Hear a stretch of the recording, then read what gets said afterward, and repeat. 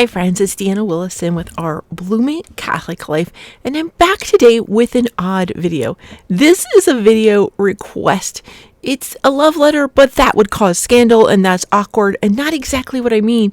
But saying it's a request or a tribute or a testimony of gratitude, I don't know, what do you call it? So let me start at the beginning. Here's what happened. If you've heard me do this little book review the other day, hold on to your hat because I have some exciting news for all of you and for me. Okay, here's what happened. Let me start at the beginning. I'm going to read what, short version here for the intro. I requested somebody to send me a $50 review copy of a book. They don't normally just send out review copies of $50 books. It's not something they do, especially not to tiny YouTubers like myself. Although some of you know, some of my videos have gone quite viral, but the majority of them are slow cookers. They are steady. People watch them every week. There's somebody watching some of them, and they have longevity, especially as book reviews. So here's what happened. Back in time. This is why I want this $50 book, but come with me on my journey here. I have followed the Marians. Who do I mean by the Marians? The Marian Fathers of the Immaculate Conception. I followed them to since my introduction to 33 Days to Morning Glory. Oh, I can probably grab it. Oh. Wah!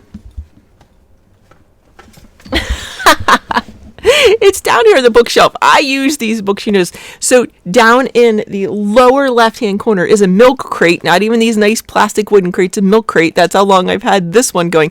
Full of these books from the Marian Fathers of the Immaculate Conception from Marian Press.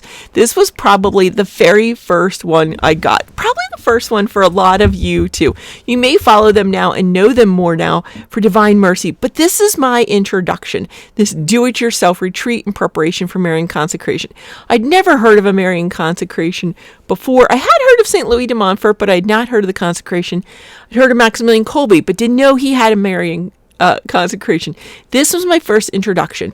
So how I even found this, I was somebody who was just starting to go deeper in her faith, and I was watching Women of Grace on EWTN, and then I saw some of my friends in the parish walk by with the Women of Grace foundational study. What is that?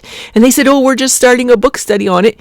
Come with us. So I started going. Now that's like an 8-week book study or something like that. We did it, no joke, for over 2 years. But the problem is, what do you do during the summer? So the foundational study is awesome. It teaches you how to read encyclicals, really a lot of biblical and theological terminology that I'd never heard. And reading the catechism, these things were all brand spanking new to me at the time.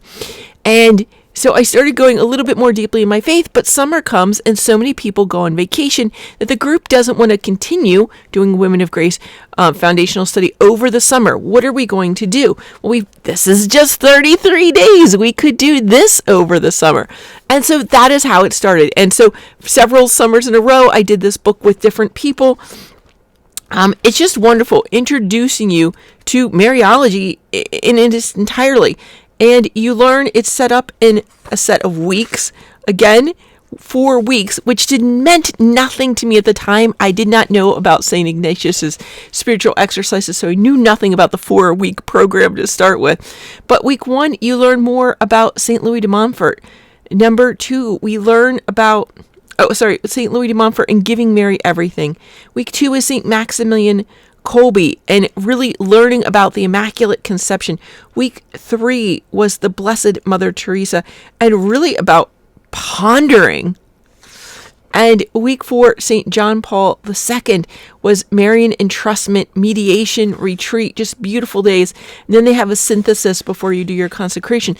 So I went so much deeper into Marian theology. And these books, these 2 studies really broke open the faith for me. That's what it was for me. For so many of you now, it's been Bible in a year and Catechism in a year. So I'm going to invite you to start going back and doing those other books. But I followed them. There's a whole stack of books over here. This is a part of a parish program called Hearts of Fire. Father Michael Gately made a whole program out of them. And you're to follow them in a parish setting, small groups, and you go through them one to the next. There it is. Hearts of Fire, it's called. And they all come with, there's like a retreat book, a retreat companion. So there's like a book like this. There's a workbook. There's DVDs. And then you can get kits that have extra things in them. You can contact them at 1-800-4, or allheartsoffire.org and get your kits. And there are a series of them, including Consoling the Heart of Jesus, which is like an Ignatian retreat, but over 33 days kind of thing. Right? Getting you into that. So I got really excited about all of these. And I was receiving my master's in education when I went through those. I got that. And I was so on fire. My project was actually on Women of Grace, young Women of Grace programs. So it was adapting adult religious ed for millennials and Gen Z. And I was so fired up from that program. I then began a master's in pastoral studies. At the same time, I got a graduate certificate in Catholic women's leadership through Women of Grace's Benedicta Institute for Leadership. And I also professed in the secular Franciscan order around the same time. And to make sense of all that, I started this YouTube channel. And now so many of you have been coming to me to give you some spiritual direction. I started Spiritual Direction School, and I'm about 1 year into that. And I'm not telling you this to boast. I'm telling you the foundations of my deepening faith. And a lot of it did come from the Marian Fathers.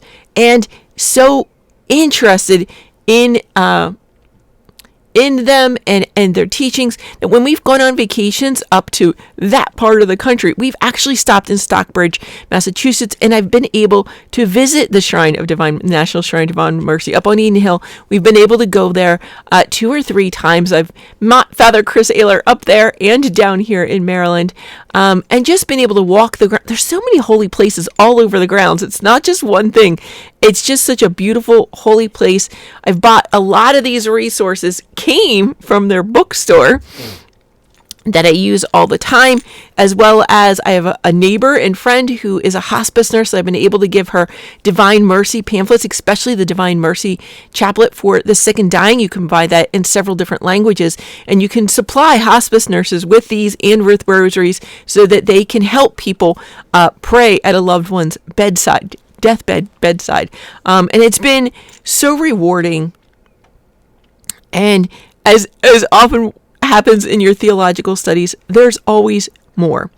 Okay, so one thing I've learned from this channel is how many kinds of third order Franciscans there are. There's not just the secular Franciscans following the rule of 1978, right? There's people following all of the previous rules, the Leo 9 rule, even the rule of 1228, we have people following.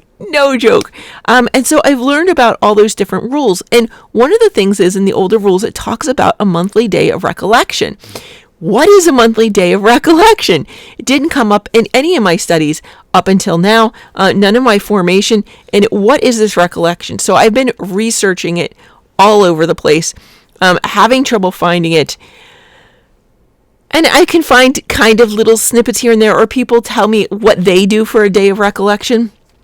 Well, this Divine Mercy Sunday, some friends of mine invited me. There was a bus going from a local shrine to the Baltimore Archdiocesan Shrine of Divine Mercy. It's in Baltimore City. I talked to you about that already. So we're going to go on this bus trip, and it was a beautiful holy day. There was a Marian Father celebrating the Mass with Archbishop Lori, which was such a blessing. I've talked about the relics that were there, and just the food, the fellowship, the long lines for confession, the young people in line for confession that we ran into from our neighboring parishes. Just so encouraged. Didn't get to talk to all of them because they were so busy discerning and doing examination of consciences while they were in line for confession. The Ordinariate, the St. Gregory's prayer book, has some beautiful resources. If you're ever in a long line for confession, you're going to want to pull out that prayer book. So my little group of 4, like I said, we kept running into young adults. I sat next to that Polish family who were parishioners of that church and just kind of adopted us in for the day, and they were so sweet and helpful. When the chaplet began, I have never experienced anything quite like it. The choir was back there. I believe there was a violin as well as the organist, and everybody singing the chaplet. And I've done that before. Okay, not with the organ and the violin. That was especially lovely. But I have prayed it. I have sung it before. I've sung it in beautiful places before. I've sung it in humble places before. But for whatever reason, that day was a grace we were given, a superior blessing, where we were like enveloped in this beautiful embrace of grace, prayer, the resonance. You could feel it. It was just such a beautiful day. Such a beautiful day of mercy. Let me see here. I've written this out. Sorry, I never use a script, and I did write this out. It was such a beautiful day. And you know me, I review books, so I was going to go down, see what's in the bookshop. I had a lot of difficulty deciding what to buy, partly because so many of the books were in Polish, and I don't read Polish at all. We've done that before, right? So I ended up with it's over here now, sorry, our little book on the Incarnation that I reviewed for you earlier today, as well as the one I reviewed for you earlier in the week, The Founder of the Marians. It was just this funny little, right, it's like a children's book size. Like, what is this?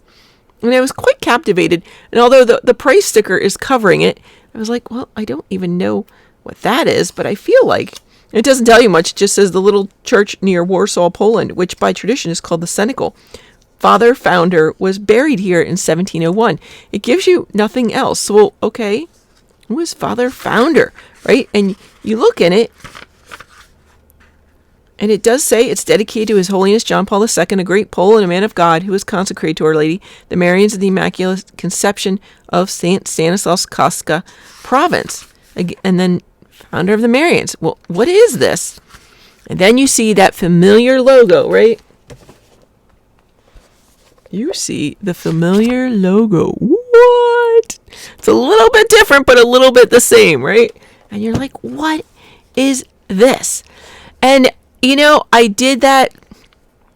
I filmed that normal nerdy review for you all, but I just read the introduction and some selections, reviewed the format of the book, you know, the way I do. And I'm like, I've read sections of it, so I set aside I was going to read one little chapter a night. The chapters are 1 or 2 pages. I was like, I'll read a chapter or 2 a night. But the next morning, I'm watching Father Chris Ayler. He has his regular videos on YouTube. And I think it was Father Stadius. And they were talking about somebody called Saint Stan. And I'm like, that's Founder Father they're talking about. Okay. And something about translating his writings. What are you talking about here, right? And then I go to the website and I see there is free on this. Now, it's not on the main Marian website, but there's a website I can put it below. There's a 900-page PDF. 900-page PDF. I'm not joking here. It's 900 pages. There's no way I can print off a 900-page PDF. That's insane. But I did preview a lot of it. I showed you some of it, right? And it's available as a flip book. We talked about this, and it did have this little section on recollection, right? And it's part of the rule, and it's chapter 5, and it talks here about this is the simplest description of the word recollection I've ever heard, and it's here in number 1. It gets it's developed as it goes along. But chapter 5, which again is very short. Any rule, the chapters are normally very short. It has 9, is it? Maybe 10 points. 9 points. Point 1 is your continual interior silence will consist in this, that you will acknowledge, worship, and bless God present everywhere. And thus you will walk in His sight modestly, faithfully, and piously. It is proper for servants to behave in the presence of the Master. Make an effort to contemplate God in all creatures, and not only in yourselves, since we live and move and exist in Him. Referencing here Acts 17:28. In this way, He will never slip away from your mind. Examine yourselves each hour to see how much you have progressed in the love of the Lord, or have failed. In this way, correct the failure and bring about your progress. Each hour, think that you are about to die, or at least that these hours are slipping by and will not return. In this way, you will work hard to merit continuously as much as possible with the help of God, expecting the day's wage, which is infallibly given to faithful servants. Referencing Matthew 22. In church, or as often as you will find yourself in a chapel, think that you are in heaven. As many times as you cross before the sacrament of the altar, you will humbly kiss the ground, adoring the Lord of heaven and earth, really present, and worthily giving thanks for so admirable a memorial. May silence, the custodian of blessed recollection, be continuous among you, especially in the chapel, the sacristy, the dining room, and other places designated for community. After the evening blessing and before morning blessing, no one is allowed to say anything. If anyone should need to speak to another, let it be done with the superior's permission. He shall precede it with the words, "Blessed be God," and the other replying, "Forever." You will speak in a more subdued voice to the bishops or any superiors, venerating Christ in them, having first asked for their blessing. Each day you will spend 2 hours in meditation. Each month, taking turn, one after another, you will make a retreat, which we call the spiritual exercises. And it goes on. We're in point 5, and we're going to go on there. But let's go back to that beautiful opening definition. Your continual interior silence will consist in this, that you will acknowledge, worship, and bless God present everywhere, and thus you will walk in his sight modestly, faithfully, and piously. Isn't that the most beautiful description of recollection that you have ever heard? Later, and when I did go that night then to open this, right, I was going to read just those 1 or 2 chapters. I read the entire thing. I stayed up late. I could not put it down. It is such an exciting story and such a cliffhanger. I now know the beginning and the end of that story. I don't know the middle. When the book leaves off, the Marians of the Immaculate Conception, I don't believe they're called that yet, but they are under the Franciscan Friars Minor. Dun, dun, dun. I have a bunch of pages, dog-eared. It's all noted up. That's why I need a book, not a PDF, to keep track of. What is the middle of part of the story? How did the Marians get out from under the Marian Friars Minor, which was such a blessing that the friars took them on? The current ruling was that you could have no new rules. So no groups with new rules. So they had to take on an existing rule, and that came from a third order under the Friars Minor, which is probably why I've always been drawn to them. I always felt there's so much in common between the Franciscans and the Marians, the Immaculate Conception, and this makes a whole lot more sense reading this. Also, because I'd already looked, remember the other day I read you the titles of these selected writings. I did print out, remember, the table of contents. And so many of these, like Messenger of the Queen of Arts, the Examination of the Heart, Meditations, there's a number of meditations for the commons, the Mystical Temple of God, the Crucified Orator, the Suffering Christ, the Angelic Doctor, Triumph, and other historic writings. These are all mentioned in this book. It gives them context and the impetus for their writing. I was just so excited about it. I could not help it. I was like, oh, now I want to read this book even more. It's 900 pages. It's $50, so it is a bit of a hike. At the time of this filming, there's actually a Mother's Day sale on. It just flashed across my screen. It said something about 20%. So I don't know. Maybe some of us can grab it after all. But I am hoping and praying that they will have some pity on us and send us a book so that we can do a proper book review.